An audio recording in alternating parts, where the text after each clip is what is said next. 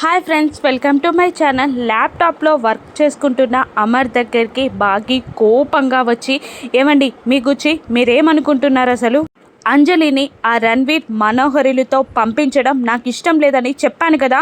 వాళ్ళ ఇంటెన్షన్ మంచిది కాదని చెప్తున్నా మీరెందుకు వినట్లేదు అని కోపంగా అరుస్తూ ఉంటుంది. ఇక ఏ లూజ్, అంత స్పీడ్గా చెప్తే ఏమర్థమవుతుంది, మెల్లిగా చెప్పు అని అమర్ అంటూ ఉంటాడు.